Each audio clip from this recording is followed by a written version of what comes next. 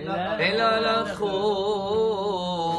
26 iyar. Bonne journée à tous. 41 aujourd'hui dans le conte du Homer.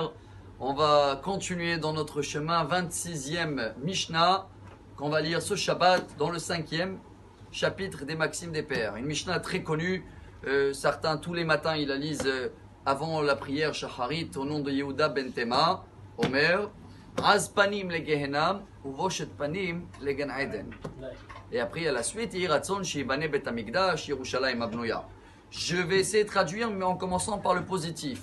Voshet panim, c'est quelqu'un qui a honte. Alors quelqu'un qui sait avoir honte dans sa vie, c'est le paradis, même ici sur terre. Mais quelqu'un qui est l'inverse, et là je ne sais pas traduire en français, c'est quoi Az panim, cruel. Quelqu'un il a la chutzpah, rebelle. Chacun après il fait des devoirs. Celui-là, c'est Gehenom. C'est l'inverse du paradis. Pour comprendre ça, chers amis, Rabbi Moshe Cordovero, il nous apprend que chacun de nous, quand on fait un péché, alors ça on avait déjà vu dans les Maximes des Pères, il y a un accusateur en haut. Mais si on a un petit peu la honte, ça veut dire on est conscient qu'on a fait un péché. Un petit peu honte, même 1%, ça suffit déjà que l'accusateur est handicapé. Pour nous, c'est royal. Pourquoi c'est royal?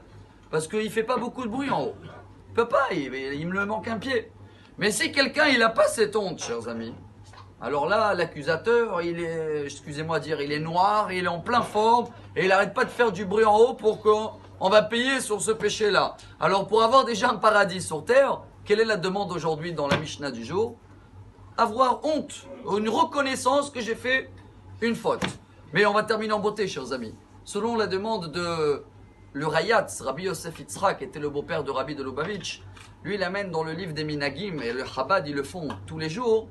En ce moment, pendant les 49 jours, entre Pesach et Shavuot, ils font la Gemara, le traité Sota, parce qu'il contient 49 pages.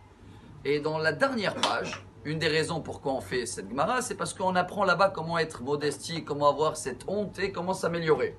Comment elle se termine la Gemara?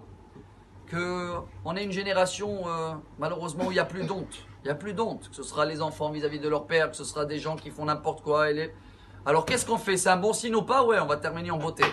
Comment il termine le Rabbi Yehuda ben Tema? Yiratzon shibane bet Hamikdash. Si tu vois une génération où il n'y a pas beaucoup d'honte, c'est quand même un bon signe. Ça veut dire que ça y est, Mashiach, il est là. Alors aujourd'hui, veille de jour, journée de Jérusalem, 52 ans qu'on va fêter si Dieu veut, samedi soir, que chacun de nous essaye de voir le positif, rajouter un peu dans la honte. Plus on a honte vis-à-vis de Dieu, ou même vis-à-vis des gens, plus ça veut dire qu'on a un paradis sur terre. Et même si vous voyez que ce n'est pas le cas dehors, c'est un bon signe parce que la dernière génération, malheureusement, elle est comme ça. Et après ça, on a Bet Hamikdash, Mashiach Tzidkenu, Ve Shabbat Shalom.